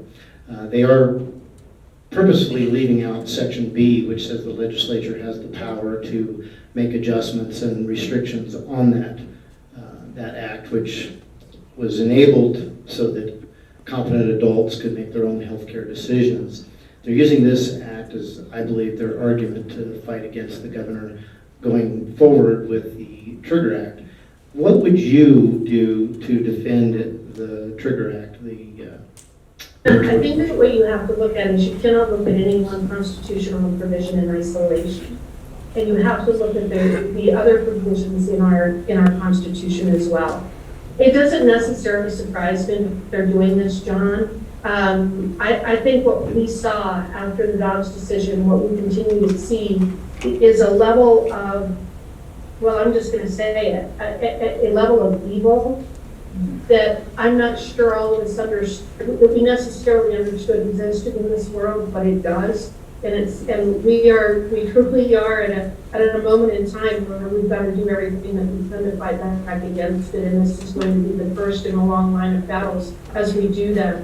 But I don't have the Wyoming Constitution right in front of me, but I have always relied upon some of the first provisions in Article 1 of our Constitution that really talks about life and liberty and those types of things. And I think we've always got to go back to that.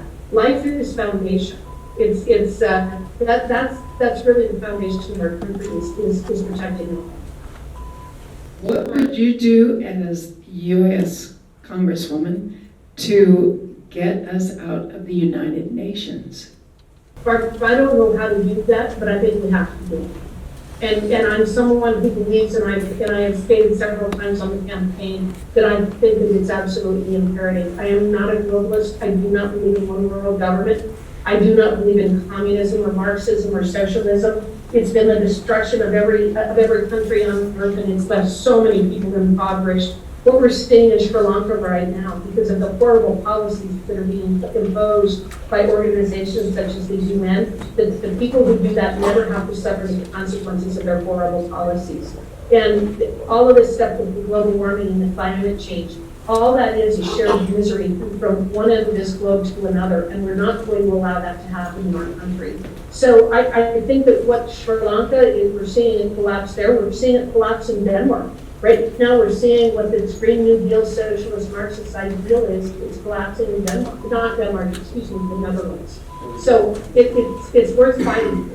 On conservative news, like Fox News, about the Chinese globalists buying huge amounts of agricultural land here in the United States, and that is very scary to let our enemies control our food supply, especially after that issue with the poisoned dog food that came from China. Thank you. I appreciate this question, and you're absolutely dead on. You can't, foreign countries cannot own property in other countries, and we need to address this, and I want to stop foreign countries from being able to own land in the United States. You're absolutely correct. We cannot have a country, especially a country like China, that controls our food supply, but they already do. We have 4 big packers in the United States, and one of them is owned by China. So I believe it's farmland that is owned by China. The other one's owned, 2 are owned by Brazil, and one of them is an American country. So we've already invited foreign countries into our food supply and into our supply chain. It's something that needs to change. I agree with you. We need to stop it. I understand that they just purchased a farm up in North Dakota near a defense site, a military site. It's absolute insanity we would allow such a thing to happen. It's something that I will address just as soon as I'm in Congress.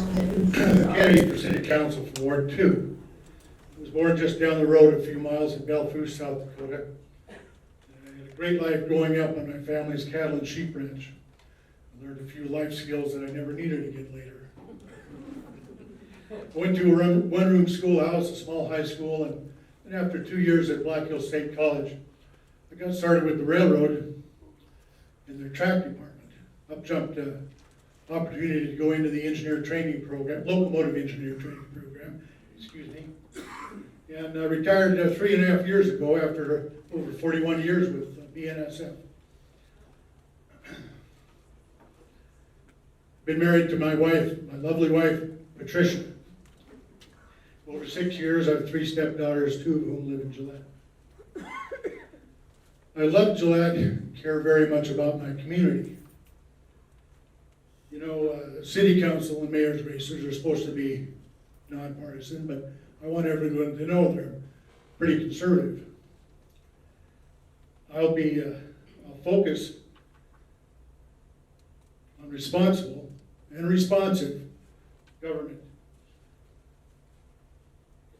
limited to its intended roles, providing basic infrastructure and essential services, maintaining them, fiscal responsibility, transparency, and accountability. Government is best done as it was supposed to be, from the bottom up, not from the top down, as we've seen it become in the last few decades. Representative Fortner and Patricia both mentioned the wide and deep swamp reaches down to local levels. It sure does. City Council has taken some positive steps in recent months, but have a long way to go. I think I can help goad that process along. I love this quote from Thomas Jefferson. Thank you to Patricia for finding it. I'm sure some of you will know it by November 2. We in America do not have government by the majority. We have government by the majority who participate. I'm Mark Zunick. I'm running for City Council because it's time to step up and participate instead of sitting back and complaining. I appreciate very much your vote for Ward 2 on August 16th primary. Thank you. Question you're supposed to answer from everybody, since I don't get any questions, is what qualifies you to run for office for Ward 3 of Gillette City Council? And I will tell you unequivocally, I pay attention. I pay attention. And there are a lot of things going on in City Council. I believe we have an establishment there. I believe we have an establishment that needs to be uprooted. I'm very conservative. As Kelly McCreary said, I listen to the Lord, and that guides me, and it helps me, and I answer to myself first. And believe me, I'm very hard on myself. I'm just going to tell you right off the bat. I'm an outsider. Yeah, I'm not part of the establishment. I get my news the same way you do from the news record, but I also go to all the county commissioner meetings and all the city council meetings, and I'm very familiar with what is going on. Ron DeSantis said we're in a fight for the soul of our country, and I believe we're in a fight for the soul of our city. We need to know what that is and legislate that way. My son Pete told me when I came to Wyoming that Gillette is a hard-working town. Well, if Gillette is a hard-working town, then Gillette should keep its money. I'm used to an amen. I'm a pastor. Amen. I lived in New Jersey for the first 20 years of my life. That taught me how not to work government. All right? I believe I'm qualified. Believe me. Your mortgage payment and your tax payment is about the same. That should not be, and it should not be, especially in Gillette, Wyoming. So there are too many in leadership, and explained a problem where they're borrowing money right now for water. I want to tell you something. Too many in leadership think we can borrow and spend our way out of problems and put the expense of their mistakes on the back of taxpayers, and especially our children and grandchildren. I think we're done with that. I do, and we are done with that. The energy industry contributes half to the assessed value in Campbell County, and so I don't believe sports tourism or tourism is going to be the answer. I believe it helps, but I believe industry, bringing industry in, and one way we bring industry in is to stop the unnecessary regulations that there are in our community. I think for every regulation that we think is necessary, we should get rid of at least 2 that are totally unnecessary. Amen. I got an amen corner. That's good. All right, so I'll push for the lower city budgets. Yes, lower city budgets. They're up 30% this year. I'm sure you don't like that. Our utilities are up 8.7%. Let me tell you something. It was for an emergency, they say. Okay, well, the emergency's over. Now it's time to bring them down. We can look into that for sure. And increased transparency in our city government. I want that to continue, and I appreciate the emphasis that City Council is putting on transparency. I want to see that continue. Our city has been through mayoral resignations for inappropriate text message. I say never again, never again. I ask for your vote on August 16th. Or early voting begins in July 1st, but like Lyle said, vote on the August 16th, all right? I'm an outsider, not an insider. Thank you. I'm Cindy Lovelace, and I'm running for the office of county clerk. So just a little bit about me. I'm a native of Campbell County. I was raised on a ranch in northern Campbell County that my great-grandparents homesteaded in 1917. So my roots run very deep here, and I have a deep commitment to this community. I always have, and I always will. So I've owned and operated my insurance agency here for the past 16 years. And when approached to run for this office, I really gave it a lot of thought because I have a business, and why would I want to get into public service? But I felt that it's time for me to step up and offer my experience in management to public service and fill a need in the clerk's office for sound leadership and management there. Business ownership has given me a unique set of skills that are necessary to manage the complex operations of the county clerk's office. I have a broad perspective of management and leadership.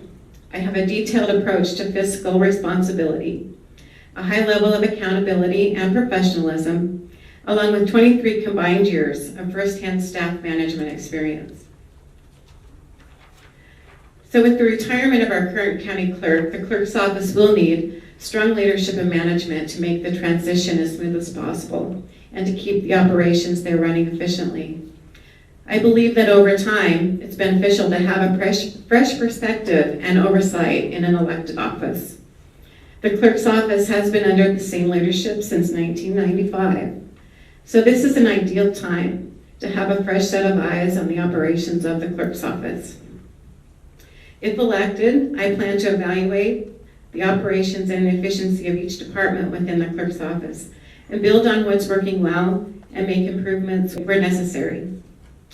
My primary goals as county clerk are to keep and maintain our voter and election integrity at its highest level, to record and safeguard our public records, and to build strong working relationships with the staff there, the county officials, and the public.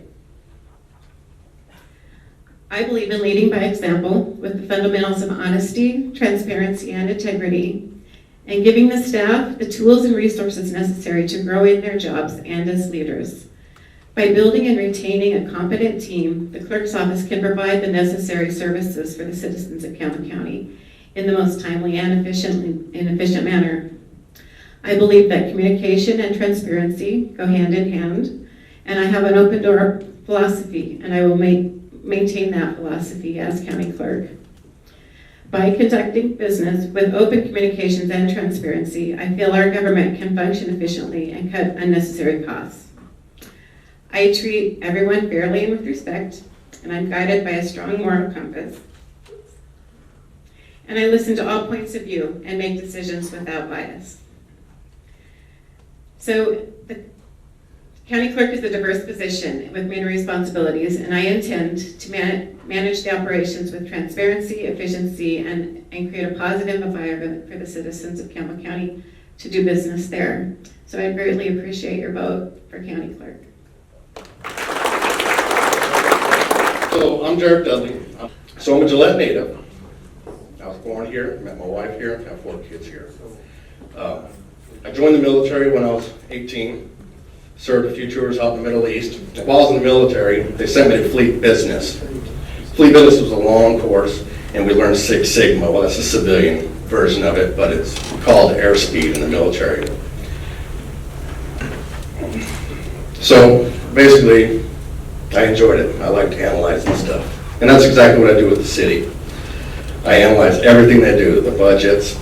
A lot of the budget information's already been out. We already know that they're going to be asking for another loan coming soon. A loan is due coming up. So they're probably going to increase rates. That's what it's looking like. Unless we go back to the fundamentals. And that's what I'm trying to do, is bring us back to responsible government. a transparent and accountable government, a government where the council represents their wards. Rocky mentioned earlier about having town halls where each council member in their ward will have a town hall at least once a year or twice a year. That's something that's a great idea. Me and Rocky talked about that a couple times. Not only this time, but in 2018 when I ran against Louis Carter King. After I finished military and after my obligation was filled, I was disabled, and I got honorably discharged from the military. I finished college, got an academic achievement in economics. I don't like bragging about my education. I feel like that's just a certificate. You know how it is. Sometimes you're certified but not qualified. Everyone feels that way sometimes, especially in the working environment, and that's where I'm from. I always hear about the loans being due, the budgets, and this, all the fiscal impediments to our city. Who are these loans from, and is the interest rates, the interest on these loans, is it ever publicized? And what can you do to control those? So on the state budget, they show where these loans are from. Usually it's from the state or federal government. There is interest, and they'll pay interest on it for the first few years, several years usually, and then there's the drawback. Okay, so when there's a drawback, that means the loan's due, and it's coming quick, and that means we owe them the money. When we had money before, we decided to do a loan and build a pet project. And that's not how we should be doing business, because you know what, that money, the government doesn't make money, it takes money. So, you know, that money, when you do it like the $118 million budget that they just did, if you do the math, that's about $3,000 per person per year in sales tax. So, you know, we got to do something responsible with that money. And if we have to bring it back to the fundamentals, and the fundamentals is infrastructure, health, and public safety, then that's what we need to do. My question is really two of them. Are you a Christian, and where do you stand on abortion? Okay, I am a Christian, and I am pro-life. It's funny you bring that up, because a year ago or so, there was a news article about this lady saying that they should have abortions up to 2 years old. And I thought that was absolutely disgusting. If it's murder outside the womb, it's murder inside the womb. Thank you. My name is Nathan Hankus, and I'm running for county attorney. A little bit about myself. I grew up, and I was born in Iowa, grew up in old Colorado, not this new Colorado. I ended up getting a scholarship, played baseball in college. That transitioned ultimately to me making my way to Wyoming, where I graduated from the University of Wyoming College of Law. After that, I was offered a job opportunity in Idaho. Long story short, I ended up getting my license there, and when I had the opportunity, my wife is from Sheridan, and she wanted to come back, and I wanted to come back. I've been here since 2013, and since 2015, I've been the chief deputy in my office.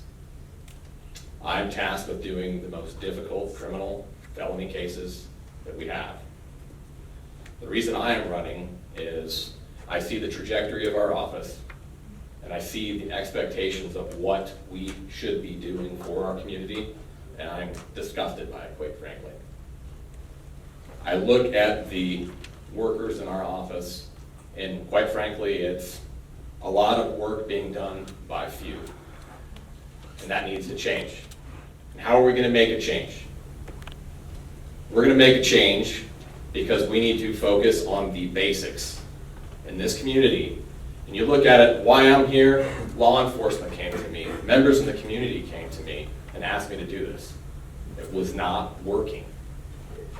And the funny thing is, and I don't want to get into my opponent and those types of things, but the fact of the matter is our office is stagnant. If he thinks, since he came into office, that things are just running peachy, I think you can go talk to every single person, staff member in our office. They demand more, and I demand more. And how do you start with that? Well, you start by being professional. When you come into the office as an attorney, you handle everybody's case with dignity and treat them as they should be treated. One of the issues that we're dealing with currently is cases are coming in and being dealt out with stakeholders not even being contacted. How is that justice when you're not a part of the case? Other things that we're dealing with right now, transparency. Oftentimes, I mean, we can't be completely transparent with a lot of our cases, but the fact of the matter is this: if a case is pled down, if a case is amended, or if a case is dismissed, we can put those reasons on the record, and it's not happening. People are not being held accountable. And quite frankly, the last thing I want to touch on is leadership. We need leadership from our office. And what is leadership? I would say leadership comes from those. They see, they watch, they look, they learn, and they come and they seek guidance from you.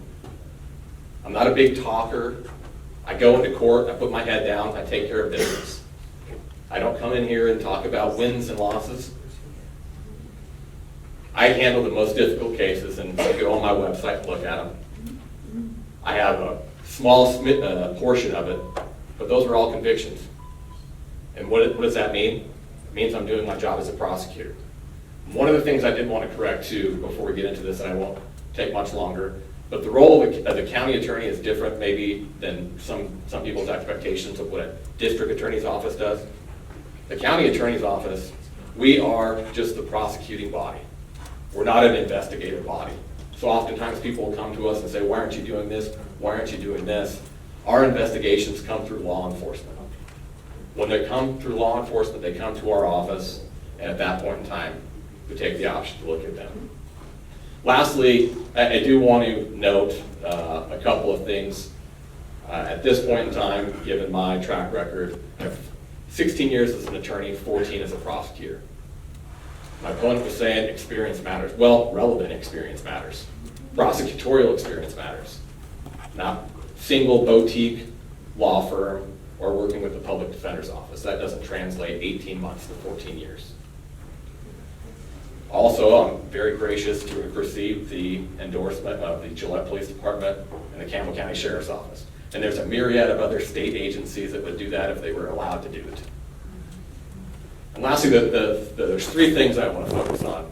I've talked about what I am. There's three things that I'll never be. I'll never be the cat that changes its stripes just to make things more pleasant for myself. I am a Republican, not just when it's convenient, and I have never run on a Democratic primary election like my opponent has, as a Democrat.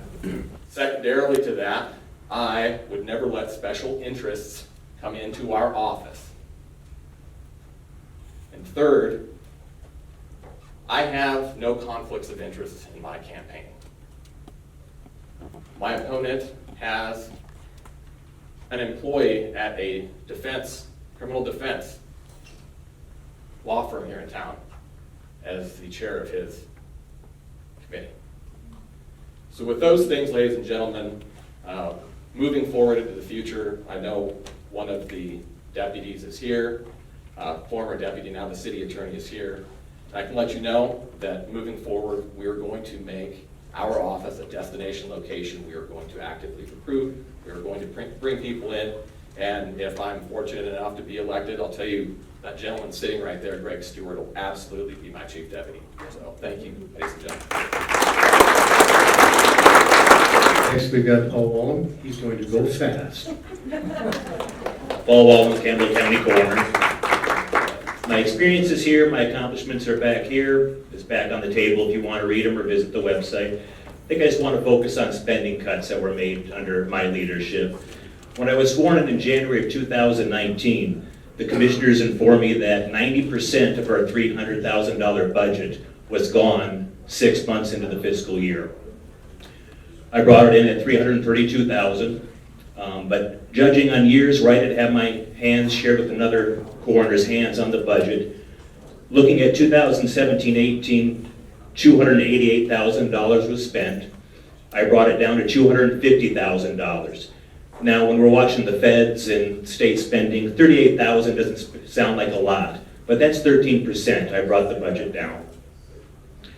I did that by looking at some unnecessary spending. First thing I did was take the county credit card, I put it in my drawer, and I forgot where I put it. It's in one of my desk drawers.